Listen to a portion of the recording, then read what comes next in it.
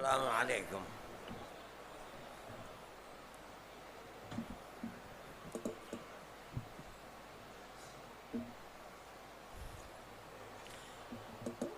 بسم اللہ الرحمن الرحیم۔ الحمد للہ رب العالمین والعاقبۃ للمتقین والصلاة والسلام علی سیدنا محمد وعلی آلہ واصحابہ اجمعین۔ صدر محترم اور جمعیت علماء کے ورکرز، علماء کرام، میرے لیے بڑی خوشی کی بات ہے کہ جمعیت علماء کی مجلس منتظمہ کا اجلاس ہے اور میں اس میں حاضری کی سعادت حاصل کر سکا۔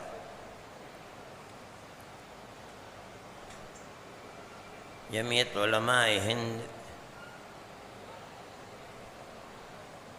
ملک کی آزادی کے بعد اپنے تمام اکابر رحمہم اللہ کے ایک فیصلے کی بنیاد پر، جو متفقہ فیصلہ تھا، ایک غیر سیاسی اور ایک مذہبی جماعت ہے۔ سیاست سے جمعیت علماء کا کوئی تعلق نہیں ہے۔ ملک کی آزادی سے پہلے تھا، ہو سکتا تھا کہ کچھ جمعیت علماء کے ورکرز یہ تصور کرتے ہوں کہ ملک کی آزادی کے بعد جمعیت علماء کوئی سیاسی جماعت بنے گی،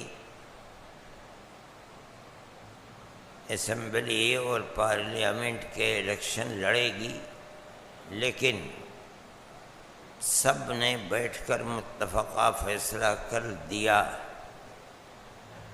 کہ جمعیت علماء خالص مذہبی جماعت ہے، ہمارا سیاست سے کوئی تعلق نہیں ہے۔ افراد جمعیت علماء کے عہدیدار آزاد ہیں، کسی بھی غیر فرقہ پرست جماعت کے ساتھ الیکشن لڑ سکتے ہیں، لیکن خود جمعیت علماء کا اپنا کوئی سیاسی پلیٹ فارم نہیں ہوگا۔ جمعیت علماء اسی کے اوپر 70-75 سال سے چل رہی ہے۔ درمیان میں بہت سے مسائل ہیں جو کل سے اس وقت تک آپ کے سامنے آئے ہوں گے۔ میں بھی کل سے آیا ہوا ہوں، لیکن میری طبیعت اتنی خراب ہے کہ میں اس تصور سے گھبرا رہا تھا کہ مجھے نیچے سے اوپر تک سیڑھیوں پر چڑھنا پڑے گا، جو میرے لیے گویا کہ کل تو ممکن ہی نہیں تھا۔ آج میں آہستہ آہستہ آ گیا۔ اس وقت مسئلہ عصری تعلیم کا چل رہا تھا۔ جمعیت علماء ہند عصری تعلیم کی مخالفت کرنے والی جماعت نہیں ہے۔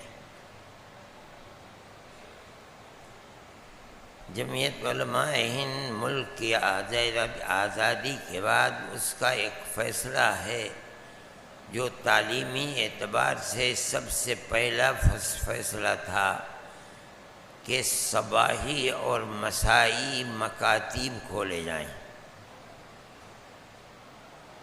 اس نے یہ فیصلہ نہیں کیا کہ مسلم اپنے بچوں کو اسکولوں سے اٹھا کر مدرسوں میں پہنچایا جائے، یہ نہیں فیصلہ تھا۔ جو بوڑھے زندہ ہیں وہ جانتے ہوں گے کہ فیصلہ یہ تھا کہ اسکول جانے سے پہلے مذہبی مکاتب کھولے جائیں، مسلمان اپنے بچوں کو وہاں بھیجیں، 1 گھنٹہ 2 گھنٹہ جیسا موقع ہو پڑھیں۔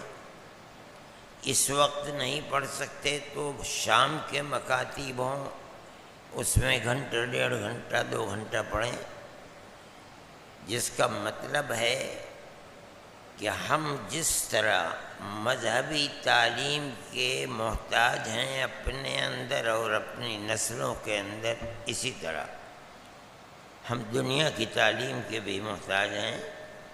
اس کو ختم نہیں کیا جائے گا۔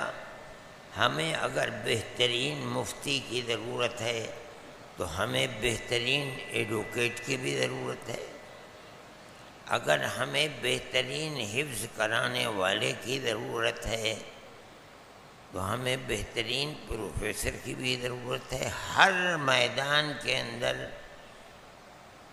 آدمی پیدا ہونے چاہیے، پیدا کرنے چاہیے، لیکن پہلے ان کو مسلمان رہنا چاہیے، اسلامی عقیدے سے واقف رہنا چاہیے۔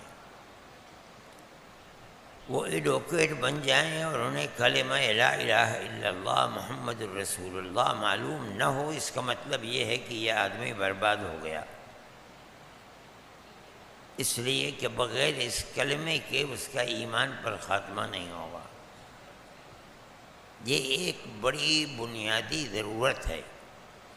جمعیت علماء نے یہ سمجھا اور اس کے لیے صباحی اور مسائی مکاتب کو شروع کر دیا، مدرسوں کو شروع کر دیا۔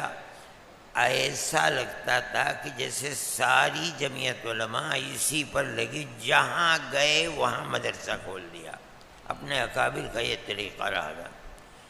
سینکڑوں مدرسے حسینیہ نام سے مشہور ہیں، حضرت رحمۃ اللہ علیہ کی بنیاد رکھی ہوئی ہے، مولانا عبد الرحمن صاحب کی بنیاد رکھی ہوئی ہے، مفتی اعظم کی بنیاد رکھی ہوئی ہے۔ یہ تمام طریقے چل رہے تھے۔ وقت بہت کم ہے، میں تو اپنی بات بڑی مختصر انداز میں کہتا ہوں جو ابھی ہو رہی تھی۔ مسئلہ یہ ہے کہ عصری تعلیم اور دینی تعلیم دونوں کو کس طرح چلایا جائے۔ جمعیت علماء عصری تعلیم کی مخالف نہیں ہے،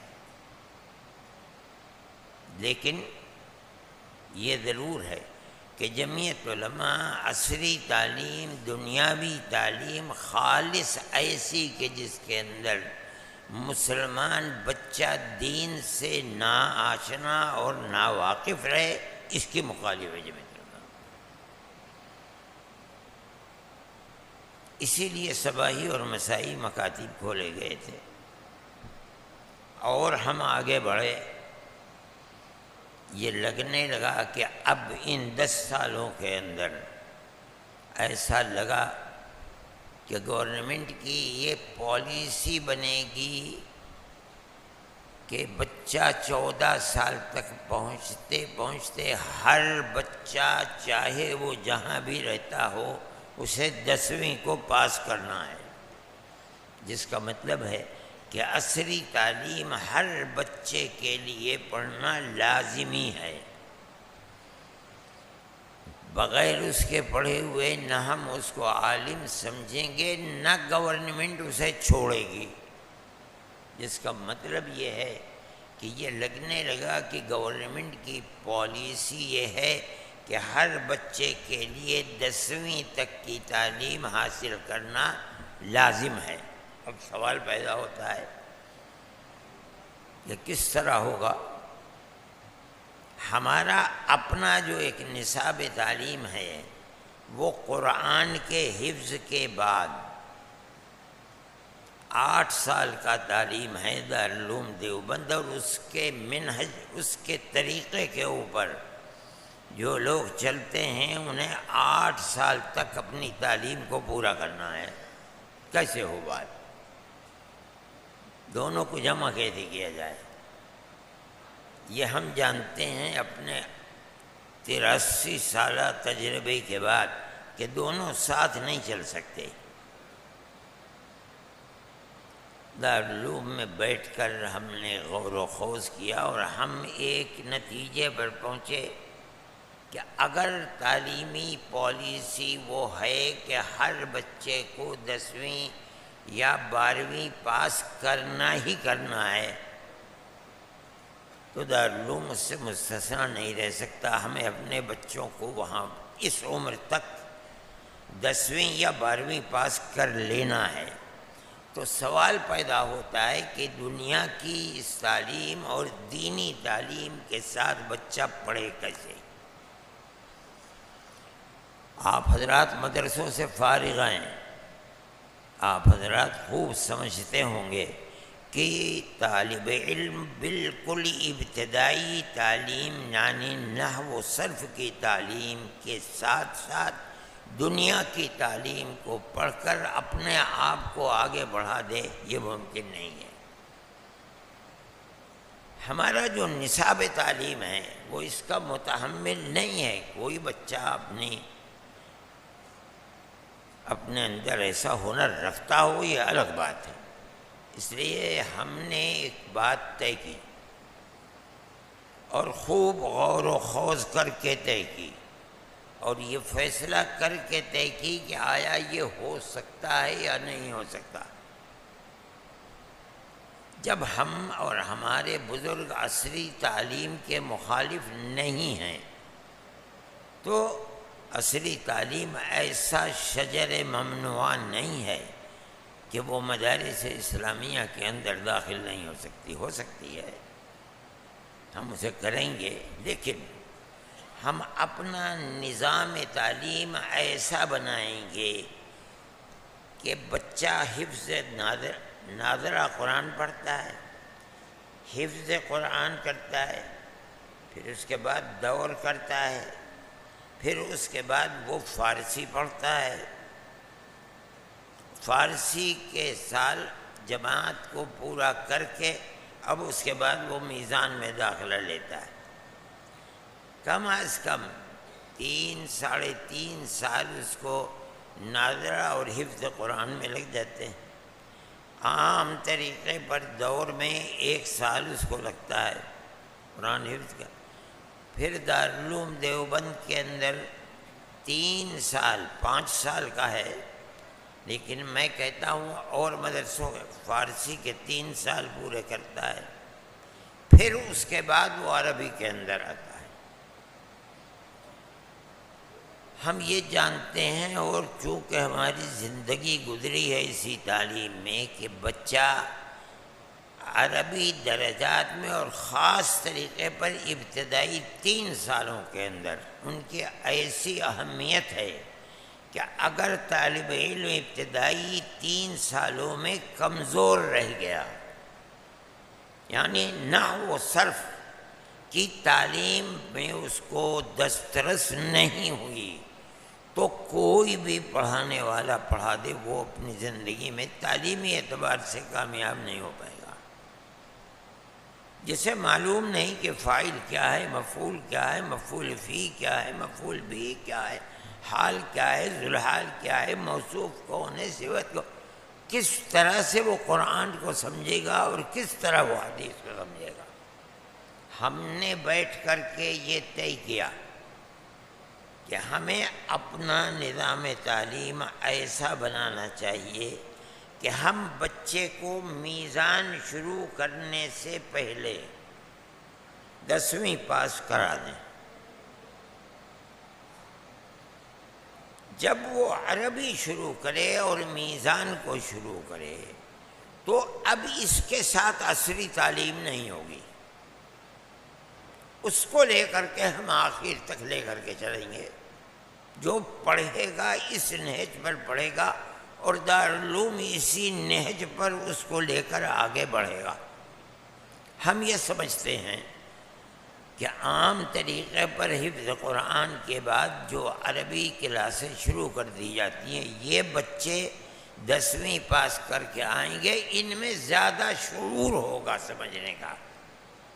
ہم اپنے بچے کو جب کہتے ہیں فعل ماضی، فعل مضارع، اس کی سمجھ میں نہیں آتا کیا ہے ماضی کیا ہے مضارع. مستقبل کسے کہتے ہیں، اس لیے کہ اس نے کچھ پڑھا ہی نہیں، اسے تو حفظ پڑھایا گیا، حفظ کے بعد اس میں ڈال دیا گیا۔ اگر آپ اس کو یہ تعلیم دے کر کے 10ویں پاس کرا دیں گے، اس کے اندر شعور پیدا ہو جائے گا۔ اب ماں باپ اس کو صرف عربی لے کر کے چلائیں گے تو پہلے ہمیں معلوم ہے، ہمارے پاس ریکارڈ موجود ہے کہ میزان 1 مہینے کے اندر ختم کر لی، 3 مہینے کے اندر نومید کو پورا کر لیا۔ آج ہم سوچتے بھئی یہ کیسے ہو گیا؟ اسی لیے ہو گیا کہ وہ بنیادی اصطلاحات جو آج ہم بچے کو پڑھا رہے ہیں، بچہ پہلے سے 10ویں تک پاس کر کے آئے گا، وہ ان اصطلاحات سے واقف ہوگا، ہمارے لیے سہولت ہو جائے گی۔ ہم نے اس نصاب کو بنانے کے لیے دارالعلوم دیوبند کے شورا کے ممبران کی اور دوسرے لوگوں کی ایک جماعت بنائی، بیٹھے بات چیت کی اور ہم نے شروع کرنے کا پروگرام بنا لیا۔ لیکن بات یہ آئی کہ گورنمنٹ کی پالیسی یہ نہیں ہے کہ وہ مذہبی مدارس کو چھیڑے، اس لیے مذہبی مدارس آزاد ہیں، ہم نے بھی اس کو روک دیا۔ جمعیت علماء یا دارالعلوم دیوبند عصری تعلیم کی مخالف نہیں ہے، میں صرف اتنی بات کہنا چاہتا ہوں کہ یہ ضروری ہے کہ آپ جن دنوں کے اندر ان کو عصری تعلیم دے رہے ہیں، ان مذہبی تعلیم کو الگ رکھیے، یعنی عربی کی تعلیم کو الگ رکھیے۔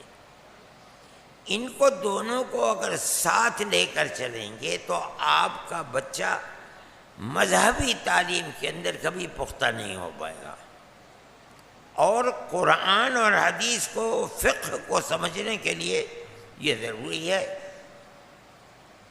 اور ہمارے بزرگوں کا یہ دستور تھا، آج لوگوں کو معلوم نہیں ہے۔ حضرت نانوتوی رحمۃ اللہ علیہ، حضرت گنگوہی رحمۃ اللہ علیہ، یہ دونوں دلی کالج کے پڑھے ہوئے تھے۔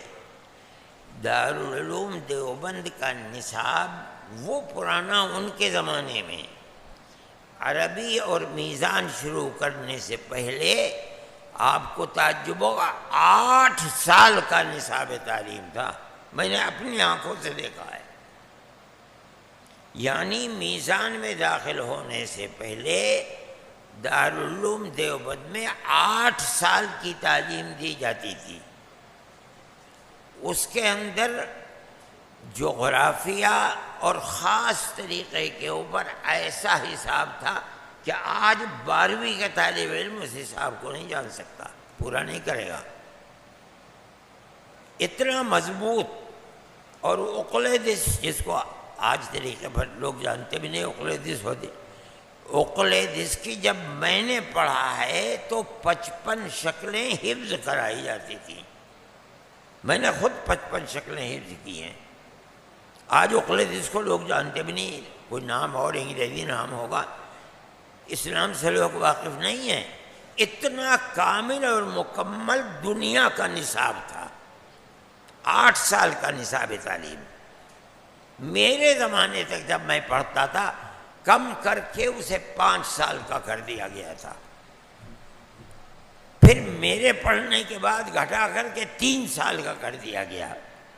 پھر جب میں ناظم تعلیمات بنا تو میں نے لڑ جھگڑ کر کے اسے 3 سال والے کو میں نے کہا اسے 5 سال کا بنائیے، تاکہ جغرافیہ یہ بچوں کو معلوم تو ہو کہ کس طرف رخ کیا ہے، مشرق ہے، مغرب ہے، شمال ہے، جنوب ہے، پتہ ہی نہیں چلتا طالب علم کو، اور آپ اسے دورے کی سند دے کر کے فارغ کر دیتے ہیں۔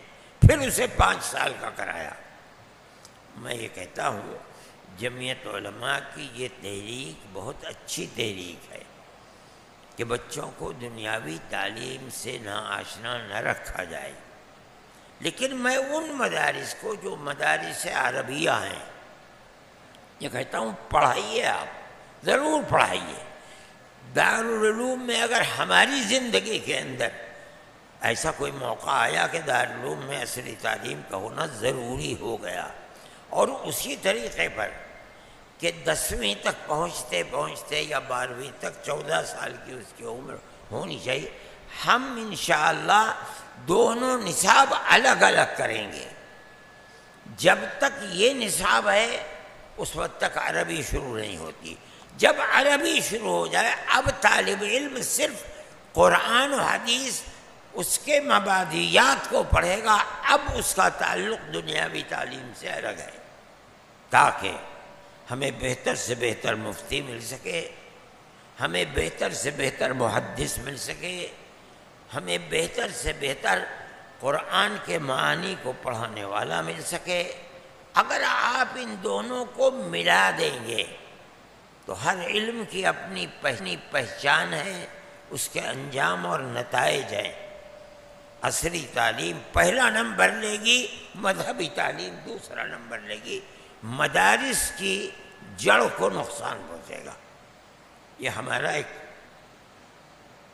طے کیا ہوا نظام ہے جو دارالعلوم میں بیٹھ کر سب نے مل جل کر طے کیا ہے، اور ہم یہ سمجھتے ہیں کہ یہ تحریک جمعیت علماء کی کہ عصری تعلیم کو بس سے بچے شروع کریں، اس میں کوئی حرج کی بات نہیں۔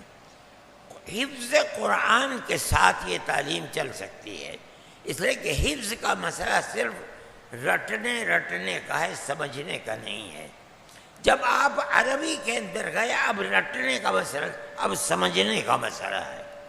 وہ تعلیم اور یہ تعلیم، وہ تعلیم اس کے لیے حارج بن جائے گی۔ وہاں آپ اس کے مسئلے کو الگ کیجئے، جو چاہے پڑھا دیجئے، لیکن مذہبی تعلیم کے لیے جس طرح کے افراد کی آپ کو ضرورت ہے، ایسے افراد آپ جب ہی پیدا کر سکتے ہیں جب قرآن و حدیث اور اس کے مبادیات کو پڑھنے والے کا کوئی مشغلہ نہ ہو، صرف اور صرف قرآن و حدیث ہی ہو، تب لوگ کامیاب آپ کو مل سکیں گے۔ میں نے اپنی بات کہی اور دارالعلوم کے اندر ہم نے اس مسئلے کو طے کیا تھا، لیکن جو پالیسی سامنے آئی وہ ابھی تک یہی ہے کہ مذہبی مدارس کو نہیں چھیڑنا ہے۔ ہم اس سے خوش ہیں، لیکن ہمارا پروگرام تیار ہے۔ جس دن یہ صورت پیش آئے گی کہ ضروری ہے یہ تعلیم، اور ہماری مذہبی تعلیم کو تعلیم کا فلسفہ بنانے والے لوگ تعلیم نہیں سمجھتے ہیں، اس دن اعلان کر دیں گے کہ ہم اس تعلیم کو نہیں چلنے دیں گے، تو ہم تا بمقدور کوشش کر کے مذہبی تعلیم کو چلائیں گے، لیکن جو ضروری تعلیم عصری تعلیم کو ہوگی اس جگہ تک پہنچا کر کے پھر طالب علم کی زندگی کو ادھر لے لیں گے۔ یہ ہمارا ایک نہج ہے۔ میں یہ سمجھتا ہوں کہ عصری تعلیم کو لے کر کے ساتھ چلنا چاہیے، مگر اپنی تعلیم کی اہمیت کو اپنے ساتھ سامنے رکھا جائے اور اس طریقے پر لے کر چلا جائے کہ مسلمان بچہ مذہبی تعلیم سے نا آشنا نہ رہے اور نہ ہی عصری تعلیم اس کے لیے حارج بن سکے۔ بہتر سے بہتر دنیا کی تعلیم کو پڑھنے والا اور بہتر سے بہتر مفتی، عالم دین بننے والا ایسے افراد اگر پیدا ہوں گے تو ہندوستان جیسے ملک کے اندر انشاءاللہ جس طرح سے آج تک دینی تعلیم موجود ہے اور بہت اچھے پیمانے پر موجود ہے، انشاءاللہ مستقبل کے اندر بھی اسی طرح چلتی رہے گی۔ میں صدر محترم کا ممنون و مشکور ہوں کہ انہوں نے مجھے دعوت دی اپنے اس اجلاس کے اندر، اور اللہ تعالی جمعیت علماء کو دن دونی رات چوگنی ترقی عطا فرمائے۔ جن حالات میں ملک چل رہا ہے اور جس طرح کی باتیں سامنے آ رہی ہیں مسلمان اور اسلام کے خلاف، یہ گویا کہ اللہ کے دیے ہوئے چلائے ہوئے چراغ کو بجھانا چاہتے ہیں۔ قرآن کا فیصلہ ہے یریدون ان یطفئوا نور اللہ بافواہہم وَيَأْبَى اللَّهُ إِلَّا أَن يُتِمَّ نُورَهُ۔ اللہ تعالیٰ اس کے اتمام تک پہنچانے والے ہیں۔ اس لیے ہمیں یہ کوشش کرنی چاہیے، جمعیت علماء کو جو کرنا چاہیے وہ کر رہی ہے، کہ مسلمان کے لیے جو چراغ نبی کریم علیہ السلام نے جلایا تھا اسلام کا، قیامت تک اور اسلامی علوم و معارف زندہ رہیں اور زندہ رکھنے والے کام کرتے رہیں۔ میں جمعیت علماء کے صدر محترم کو اور دوسرے اس کے ورکرز کو، آپ سب کو مبارکباد دیتا ہوں، دعا کرتا ہوں کہ اللہ تعالی دین کی جڑوں کو ہندوستان کی سرزمین میں مضبوط سے مضبوط تر کرے، اور جو لوگ ان جڑوں کو کھوکھلا کرنا چاہتے ہیں اور اس کو اپنی کامیابی سمجھتے ہیں، اللہ انہیں خائب و خاسر فرمائے، رسوا فرمائے، ذلیل فرمائے، اور اسلام کے چراغ کو روشن رکھے۔ جمعیت علماء کو دن دونی رات چوگنی ترقی عطا فرمائے۔ وآخر دعوانا ان الحمد للہ رب العالمین۔